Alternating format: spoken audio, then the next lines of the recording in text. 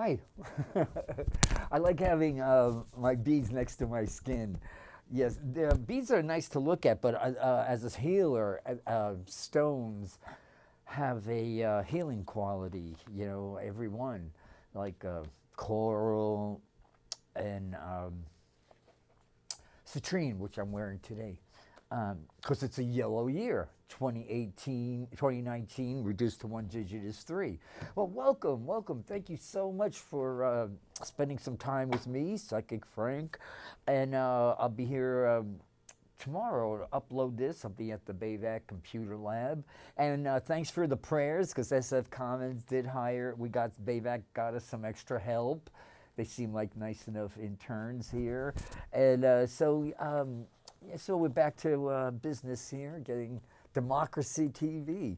Ah, so much is going on. So today's the 21st. On the 19th of February, just a few days ago, we had the Virgo New Moon. It's all about cleaning up process. Getting rid of the inner critic, the person that says you're never good enough, and da da da da da da.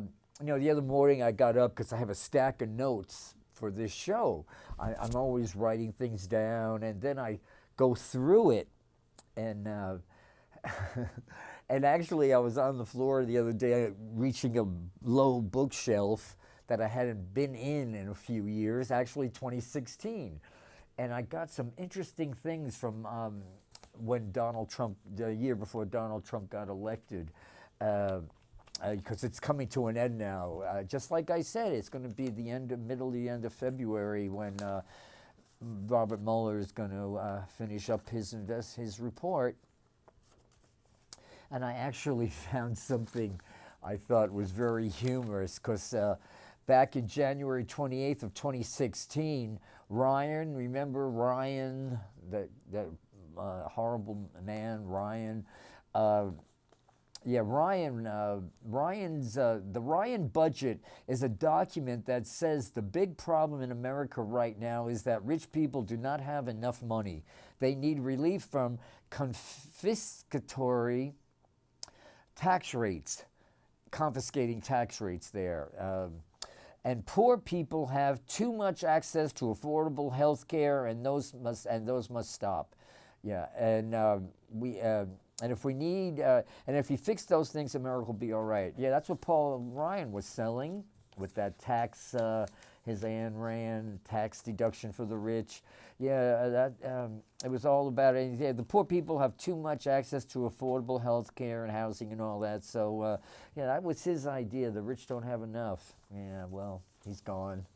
Well, see, where they go now is they stay in Washington. They just go into right-wing think tanks, I guess. Who knows? That's an oxymoron.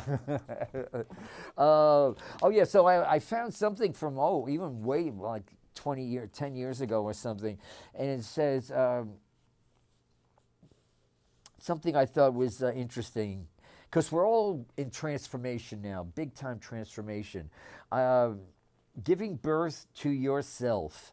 There came a time when the risk to remain tight in the bud was more painful than the risk it took to blossom.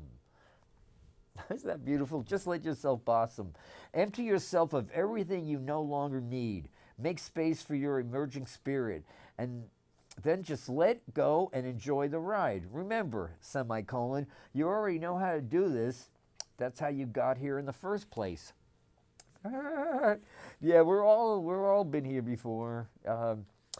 Okay, and then Rumi, my favorite Rumi, said, "Come out of the circle of time and into the circle of love." This was an interesting Real Moments of Living. The only life worth living is an adventurous life. Of such a life, the dominant characteristic is that it is unafraid. It is unafraid of what other people think. It does not adapt either to its pace or its objectives to the pace or objectives of its neighbors. It thinks its own thoughts, reads its own books, it develops its own hopes, and it is governed by its own consciousness. The herd may graze where it pleases or stampede where it pleases, but he who lives the adventurous life will remain unafraid when he finds himself alone. Because eventually, no, everything eventually will leave you, but you will never leave yourself for an eternity. And they're saying now that inner conversations are a good thing. Um, just question, don't let it get cynical. Uh, so anyway, so what's coming up? Because we're almost through with February, and I've been waiting for March 6th for so long. And now it's almost here, a couple of weeks away, because on March 6th, here on the West Coast, 35 minutes after midnight, that's going to be a Wednesday morning, Ash Wednesday morning, the beginning of Lent, for you go yell who practice that. Uh, Uranus goes back into Taurus. Now, Uranus went into Taurus back in May of last year for a few months. It went up to almost 3 degrees Taurus, and then it backed up to 28, 29 degrees, 28 degrees Aries. And there's always a signature event when something that only changes signs once or every 85 years or so, like Neptune and Uranus. There's definitely a signature event that will happen, especially with Uranus, which is all about knowledge, science. Yeah, I made lots of notes. We're going to talk about this upcoming Uranus and Taurus. And actually, the signature event in May of last year, and I was saying on my show, there'll be a signature event. And what it was Mauna Kea in Hawaii exploded. It erupted for a long time. It was a month or so. It just wouldn't stop. There were rivers of lava. Yeah, so that was a taste of what's to come. So be prepared. Be prepared for, because Venus rules Taurus, and Taurus is all about the bull. So you might see an end to, over the next 8 years, we might see veganism really taking over now. And the cattle, where we used to, all that land grazing for cattle, will then be able to be used for healthy farming and all kinds of, we're going to bring scientific, Uranus is scientific, anything to do with Mother Earth. So we're going to find, I finally stopped poisoning our food, and how all kinds of advances. There's a lot of information around there about this year. Many people on YouTube videos, and if you Google up upcoming Uranus in Virgo, how this happens for what goes on for the United States of America. The America's life path is. One second. Excuse me. Put that right there. No. Yeah, the tech, Javon just told me that this thing is falling apart, and it just fell apart. Okay, we'll put it right here. There we go. Sorry about that. Remember, planet, people, profit. Right now, it's profit, profit, profit. People way down there. Planet isn't even on the menu. So that's all gonna change. So that's all happens on the 6th, which just happens to be the Pisces New Moon. What we just had 2 days ago was Neptune and Mercury, both 15, 16 degrees Pisces. So everybody's sensitivity now and imaginations don't waste this time. Ask now. Now's a good time to get in touch with your guides. Yeah, and someone said to me the other day, out of state, called me, a good friend, and he said, oh, I like that video you did. My shows are on YouTube. And he said, it's so easy for you to connect with your guides. Why is it so hard for me? I said, well, you're making it hard. It's the hardest work you'll ever do, to be cut off from your guides. Just use your throat chakra. It takes, people. It's very easy now because the veil is very thin now between all these different realms. It's all about the frequencies, Yeah, Emerson said, we live in the lap of immense intelligence, which makes us receivers of its truth and organs of its activities. Yeah, and then we have to remind ourselves fear is the natural reaction to moving closer to truth. Uh, Remember the North, just to refresh our memories, the North Node is in Cancer, cuddly Cancer, make love, not war, Capricorn, war. Capricorn is the South Node. The South Node's the karma. We want the Dharma. We want to leave the war phrase. We got to start denuclearizing. And I was saying now, enough of this center right, center left. We need to go all the way left. And it looks like that's exactly what's going to happen. And remember, it's all about not selfish individualism, but just being an individual and honor. Everybody becomes their own individual. We complement each other. It's a beautiful thing. And it's all you want to have based on loving kindness. If you have loving kindness, celestial and human beings will adore you. They will come to you effortlessly. So it's really easy to surround yourself with the love and light of the Holy Spirit. And oh yeah, the National Rifle Association, I got their chart here, but I don't want to talk about that now. That's a bummer. This is an amazing book. Practicing Presence by Carrie Walters. Carrie Walters. A while back, I don't know how many years back, when I first found this book, it was after 9/11. That's when I started reading this guy. And to get it, I had, because I live, but I can't. I don't have the money right now to buy all these books I want. Notice I took time because I don't want to put any poor energy out there. But for some reason I can't. See, I say can't. Well, anyway, the library here in San Francisco has a link thing where if they don't have it, they will send away to say Contra Costa, Alameda County, all these different Bay Area libraries, and they'll send it and they'll get it for you overnight practically. So I got this book, Practicing Presence, and read it around, 10 years ago. And the other day I was at the library's Wednesday public library here in San Francisco. The main library at the Civic Center has card tables full of books. Everything's $1. And I went to this one, got centered, closed my eyes, summoned my strength, believed I was guided, and I couldn't believe my eyes. Carrie Walters, Practicing Presence. And it's really worth listening to this for a couple of minutes because, many people call themselves Christians or whatever your religion. I think the essence of all religion is to become a saint. Like even Nelson Mandela, rest his soul, said, "Saints are the sinners that kept on trying." And then they have a quote here by Saint Irenaeus: "The glory of God is a human being living fully." Uncommon humans. Graham Greene once remarked that proper goal of all Christians is sainthood. This is troublesome observation for many of us, usually because we're confused about what it means to be a saint. For some of it drudges up all kinds of, it's put off rather than inspirational. For others, it suggests an otherworldly perfection that's simply too daunting. We see a saint as someone who lives a harshly aesthetic existence, sternly repressing his or her fallen humanity.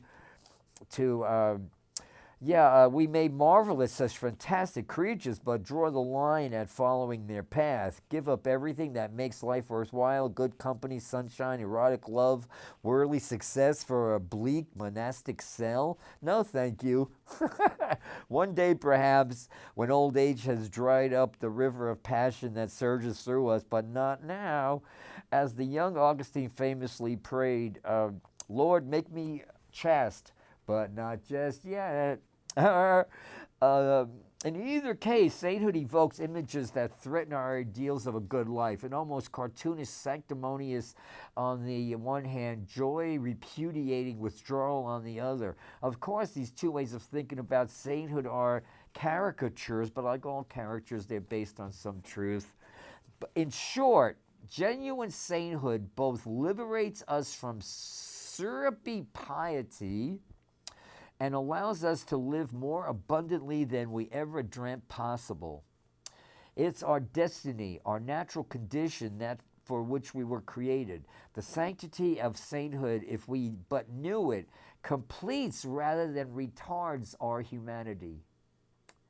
Chew on that for a little while. As Thomas Merton, a contemporary saint, bless his soul, wrote, sainthood, quote unquote, is not a matter of being less human, but more human. It's a state of heightened sensitivity that increases our capacity for concern, for suffering, for understanding, for sympathy, but also for humor, for joy, for appreciation of the good and beautiful things of life. Now, when Jesus was crucified, he wasn't wearing rags. The guards who, Pontius Pilate's guards, had a lottery for who was going to take his seamless robe and all his cool clothes and stuff that he was, even I don't know, something to think about. Merton put the point even more succinctly elsewhere. Far from saintliness and humanness being at odds with each other, we cannot be saints unless we are first of all human. Becoming a saint then means becoming human. Well, most people say, whoa, I'm a human. That claim is puzzling for many. Properly designated human, yeah, Homo sapiens are designated human, but in the second sense, the evaluate or the prescriptive one, human, quote unquote, connotes a perfecting of those qualities essential to full humanhood. We are born humans, the descriptive sense, but our task is to become authentically or truly human. Superhuman, as Carl Jung put it, the prescriptive sense. When Merton talks about becoming human, he has this second meaning in mind. The 20th century mystic Simone Weil, W-E-I-L, agrees. Although we're born human, authentic or fulfilled humanity is absent, quote unquote, in most of us, invisible rather than manifest, nascent instead of actual. Our lifelong task, your task, Mr. Phelps, should you take it? Remember that Mission Impossible? Well, it's not a Mission Impossible, actually. Our lifelong task is to cooperate with divine grace to transform our potential for genuine humanhood into a here and now reality. And when we do this, she concludes, we discover our saintliness. Although holiness originates with God, it isn't limited to God. All creation shimmers with divine holiness. The artwork bears the stamp of the artist. The heavens and the earth, the stars, the sea, the sand, the humble insect, the proud lion, all reflect the radiant presence of the holiness that crafted them. One mind, Mother, Father, God. They do so, however, in a dumb, inarticulate way.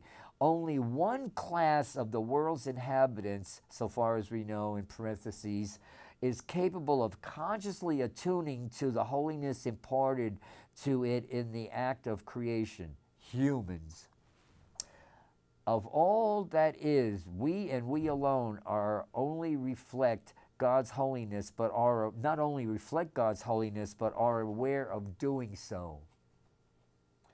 Wow, that's beautiful. That is so beautiful. This surely is part of what it means to be made in the image of God. The ability to recognize and celebrate the awesome fact that we participate in divine holiness. But the word holiness, like human, can be understood in either the descriptive or prescriptive sense. Our status as divinely created things means that our deepest spiritual core contains something of the holiness of the Creator. In one manner of speaking, then, we are already holy because we are born holy. God's temple is holy. Good thing about love is it makes everything holy, sacred. I love that. And that temple is you. Yeah, God's temple is holy, says St. Paul, and that temple is you. Parenthesis there. But holiness, like humanness, must be grown into. It must be recognized gratefully, accepted for its boon, the boon that it is, and assiduously cultivated. Otherwise, we never achieve the final end for which we were created. And according accordingly live more or less stunted, like Donald Trump, don't let that be, don't let that happen. Don't be that guy. You could have been lives. Holiness then is not only a birth gift bestowed on each of us from the moment of our creation, it is also the goal, the end to which our existence is properly directed. It's both our most essential innate quality and our final and truest destination. None of us is ordinary, as S.C. Lewis observed, although we often forget this in our forgetfulness, act all too ordinarily.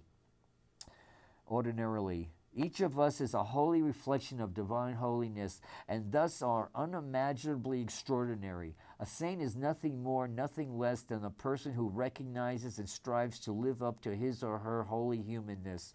This is our true end.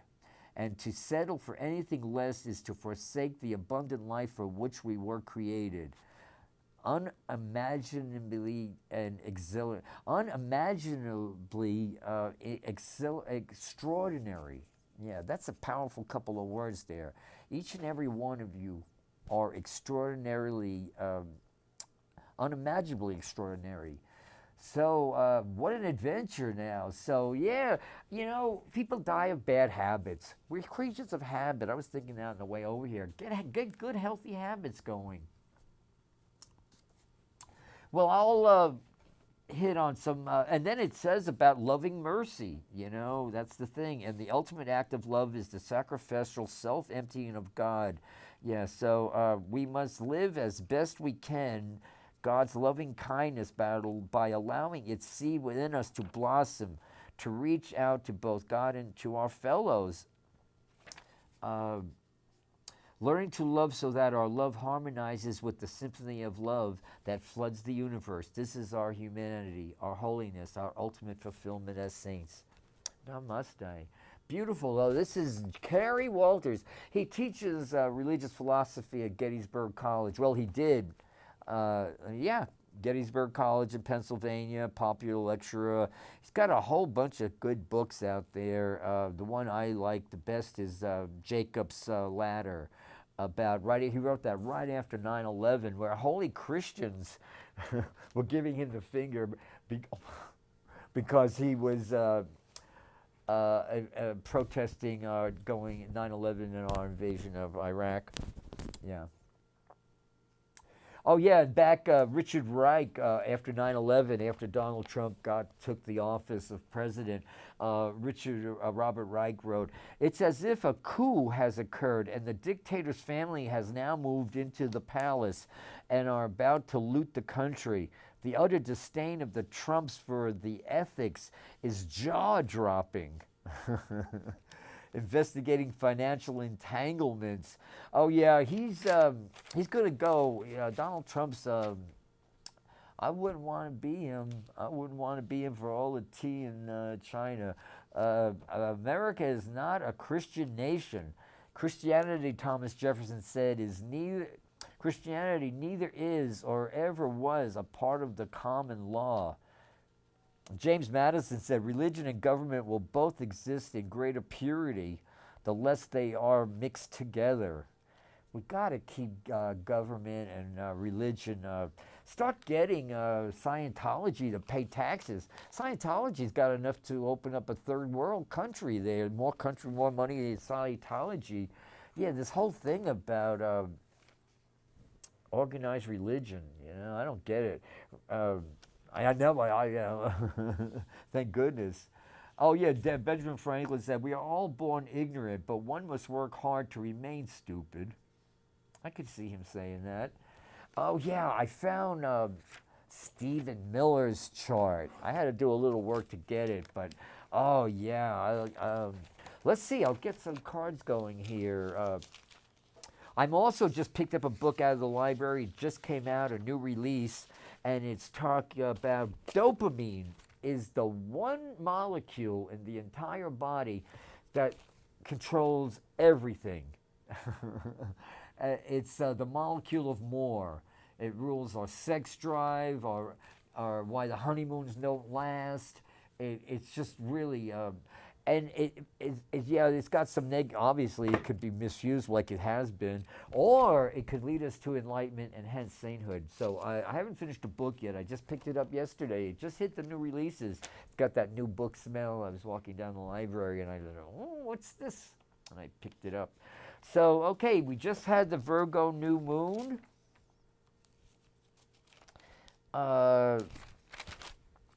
Yeah, never let the sadness of your past and the fear of your future destroy the happiness of your present. God forbid you wouldn't go into a dumpster to make tonight's dinner. Don't go into old mental garbage to create today's reality. You know, it's all about attitude, attitude, attitude. Okay, so we're going to talk. Oh yeah, I found something. Crown Prince Mohammed bin Salman, Venus in Leo, Trump, Venus in Leo, Mars in Leo, Pence, Mars in Leo. I was going through a lot of these, the Trump people all have a strong amount of Leo in their chart. And I'm not bashing all Leos, they're not all fundamentalists. What do you call it, fascists, but there are some who, yeah, so there's Stephen Miller, the one that's putting that, he's a terrible person. He was born in 85.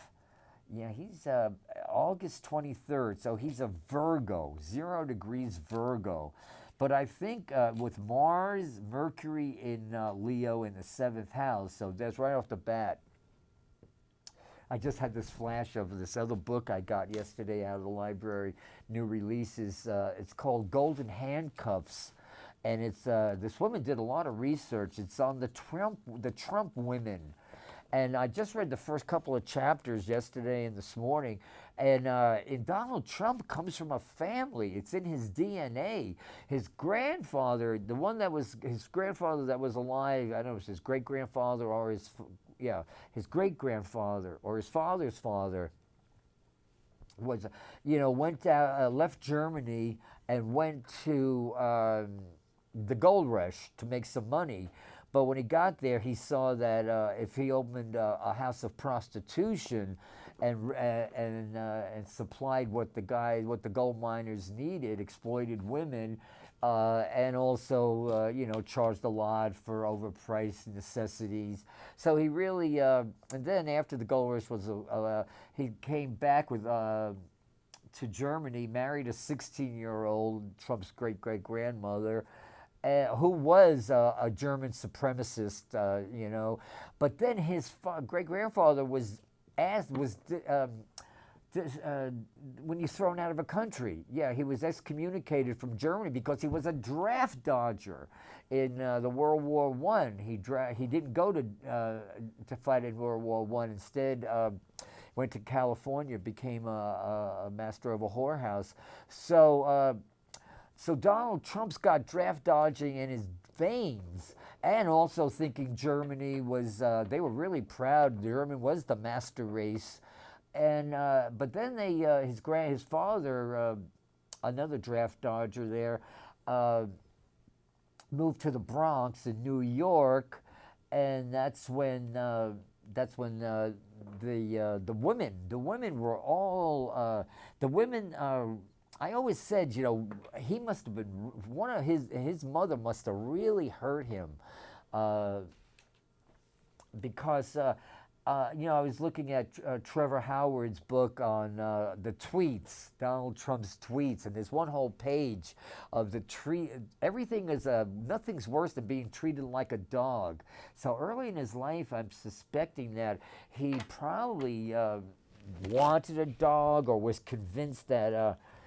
Thank God he never had one in the White House. First president ever to not have a dog in the White House. And I'm happy, thank God, the dog would be a lot. What animal? Oh, I wouldn't want to see. What kind of a pet would fit Donald Trump? A maggot eating his dead body. Maybe he'll get in maggot form real soon.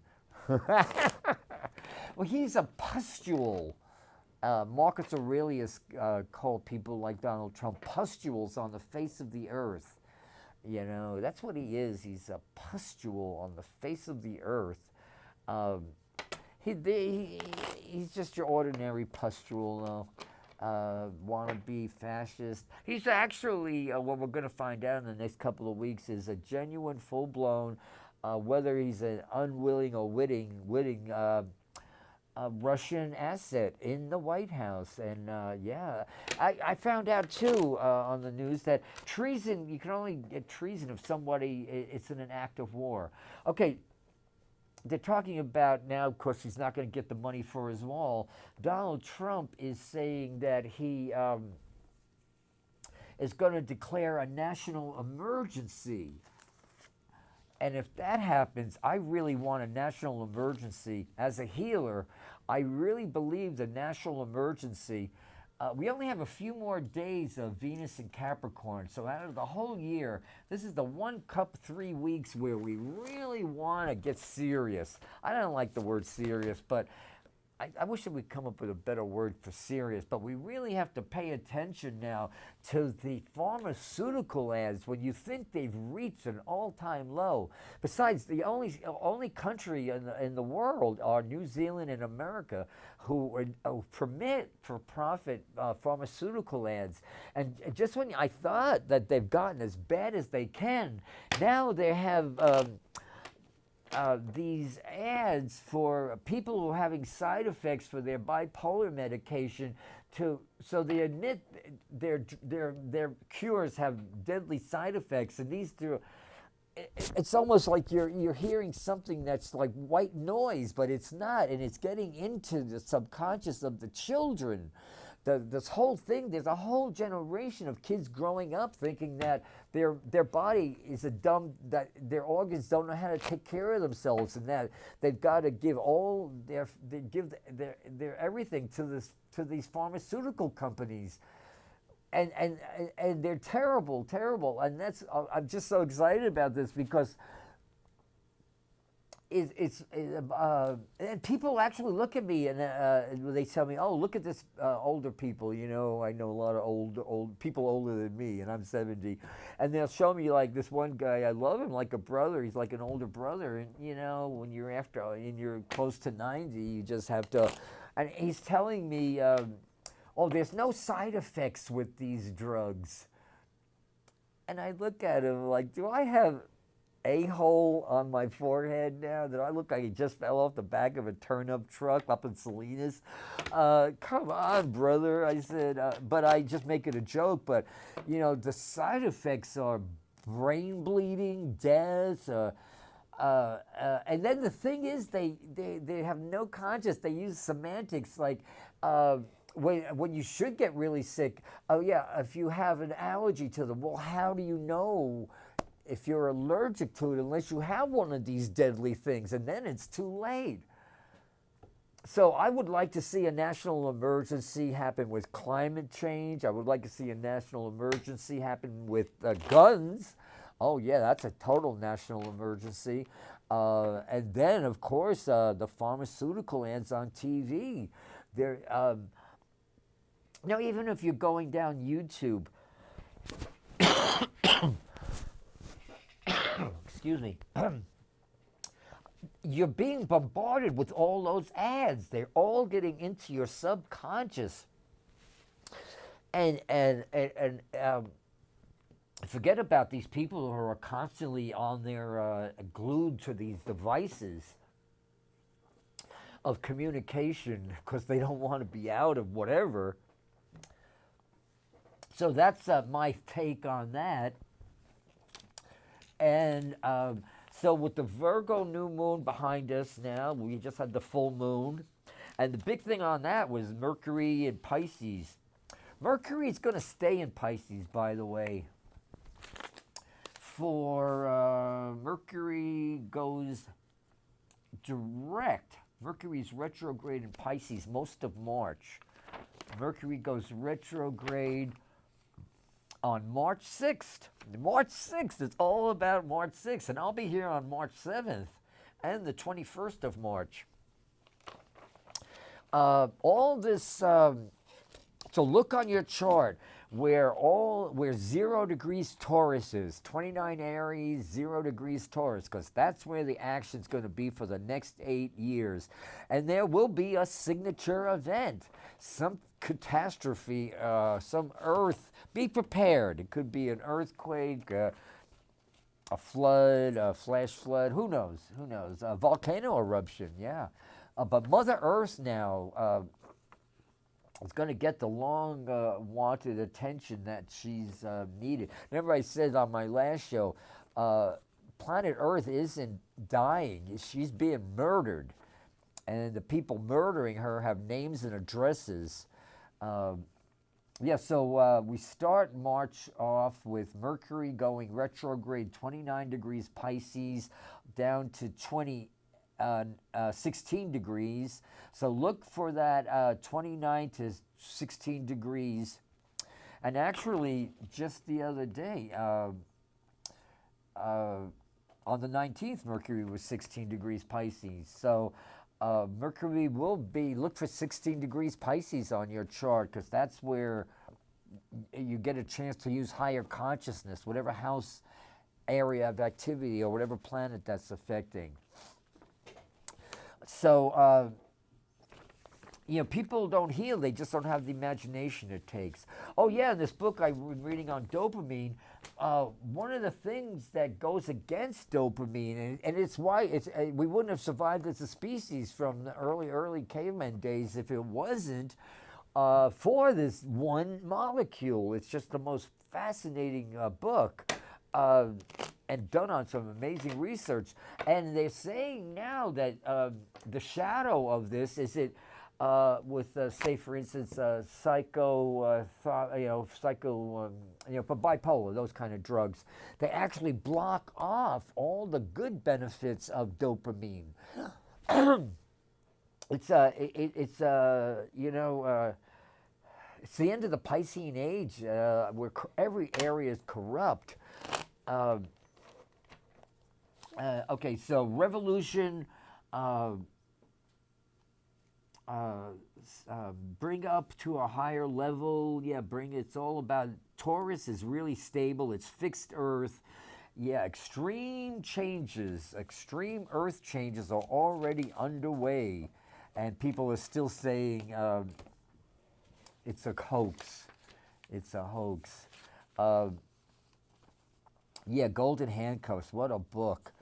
Yeah, it's a real page turner. I haven't gotten to all the women yet. I'm on the grandparents. But when he says he calls people sons of bitches and stuff, he knows what he's talking about. He leaves out the Nazi bitch, because his grandmother was a Nazi. He is literally a son of a Nazi. I guess in a kennel you could use the. Well, when the president of the United States, calls these patriots for taking a knee as sons of bitches, I mean, he's a vile pustule on the face of the earth. So let's see what's going on. Oh yeah, so on the day of the 6th, the day in March.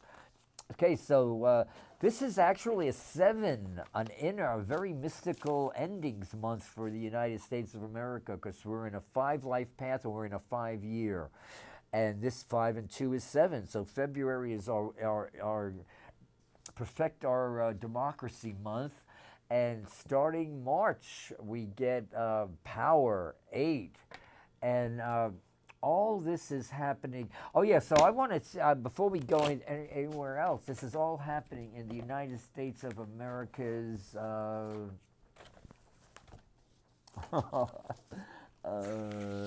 let's see, here we are. All this Taurus energy. You know what's going on this week? The South Node is on America's Pluto, 27. That's what's going on. That's why the Mueller thing is coming to an end. The Mueller research thing there, the investigation. And the North Node is Cancer in our on our Mercury in the eighth house. So yeah. Okay. So I want to do a few cards here. Let's see what my viewers need to know about this amazing transformation. Uh, my thinking now expands, and I know that a greater good than anything I have conceived is coming into my experience.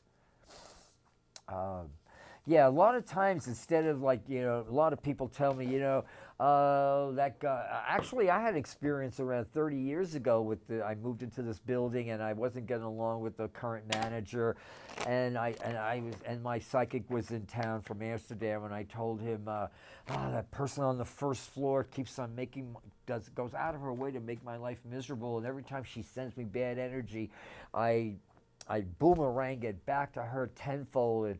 And Joseph, my psychic, made a horrible face. And he said, "Oh, Frank, don't do that. You're just prolonging the whole thing." He said, "Neutralize it." And I started doing that over 30 years ago. And wow, what a gift. So I have to remind myself, instead of throwing, vibes, whenever bad vibes come your way, neutralize it when it hits you. Just totally, it stops here, it stops here.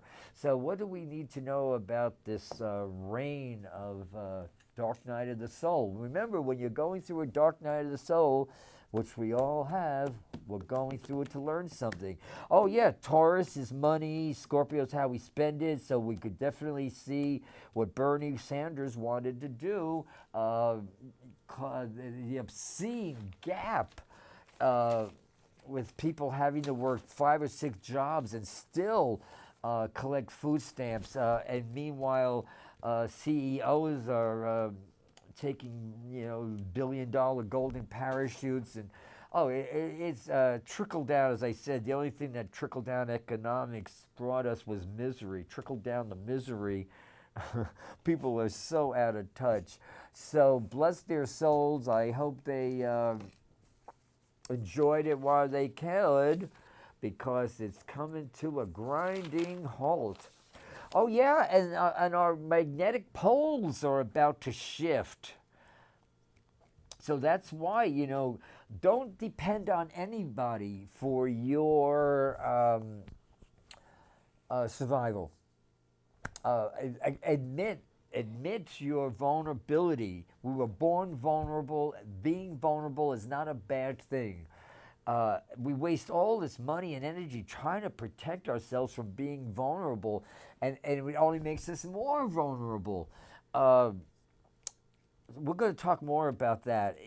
Just how we're going to do it is get in touch with our guides. And also, Nicole Tesla said, interplanetary communication is important.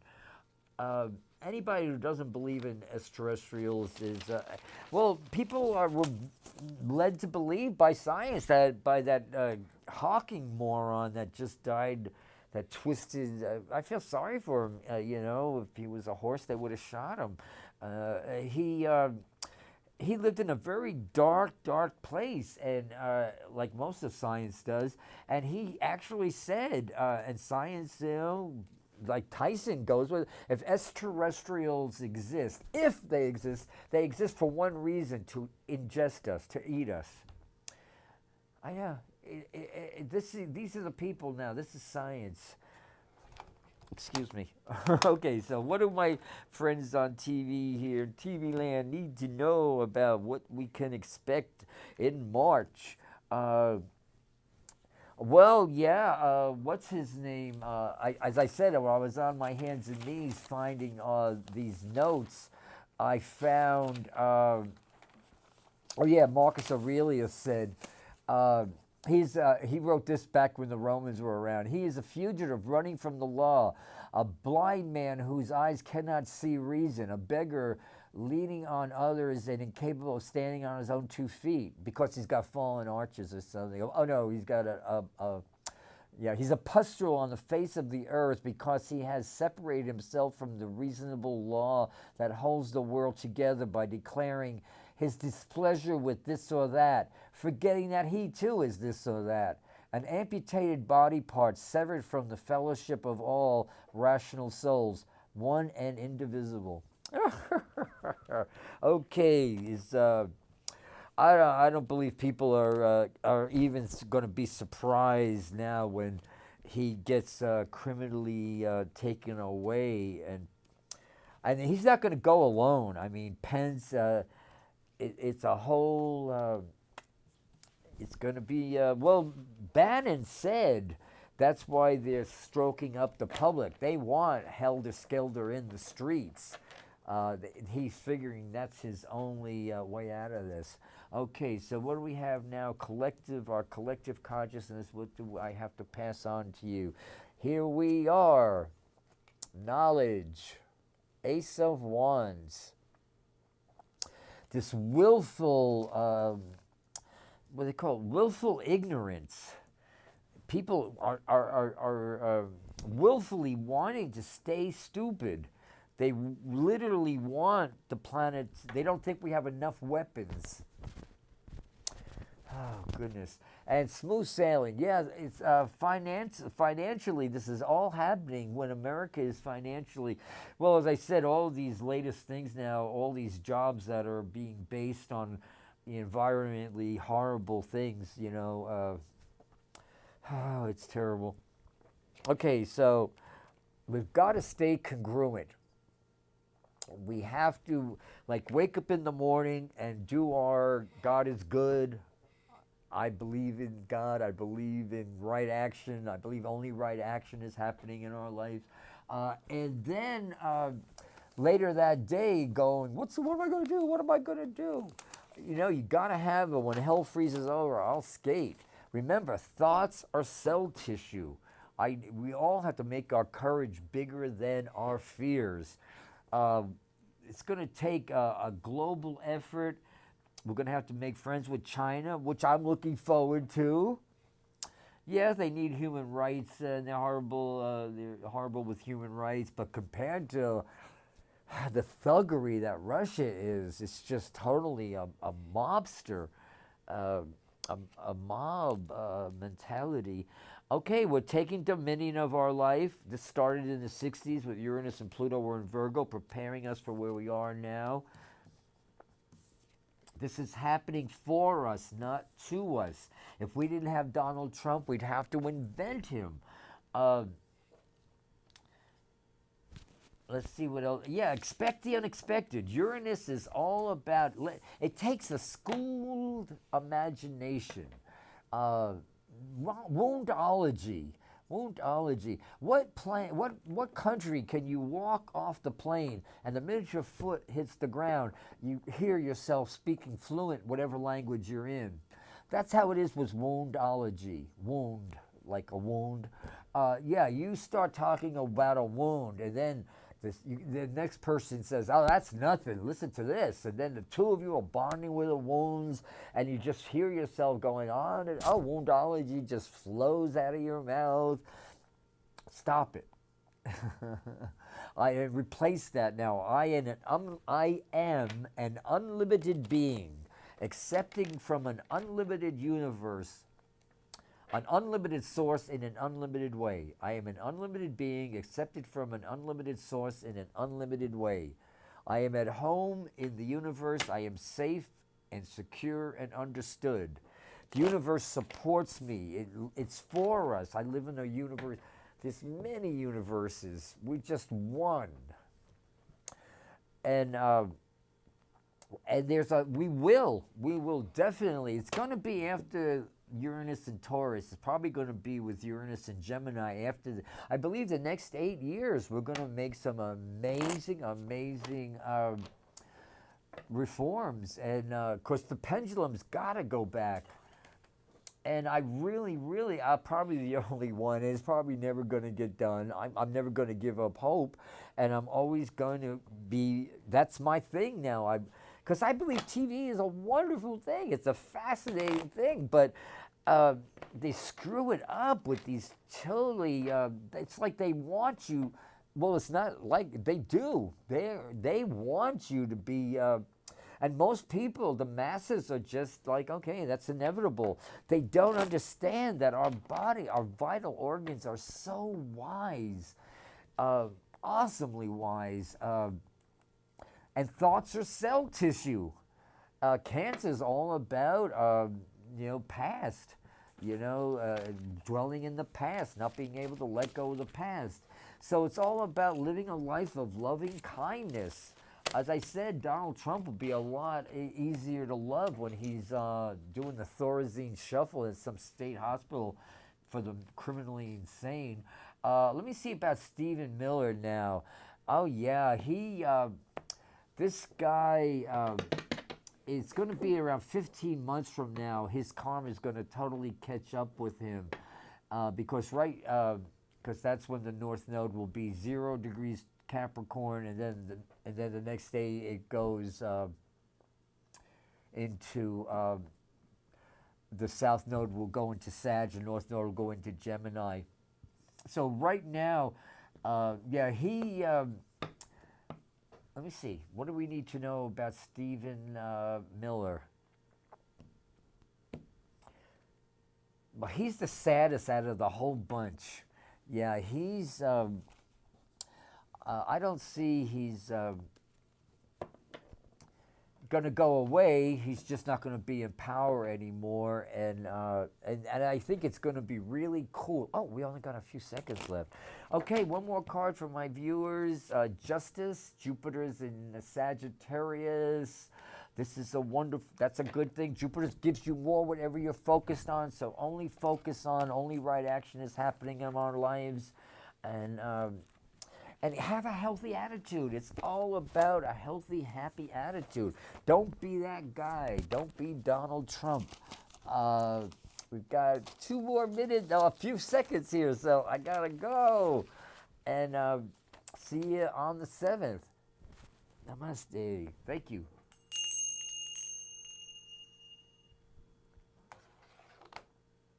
Dum-ba-dum-dum. Okay, see you later. Come on in. Yeah, Denise Dory's here.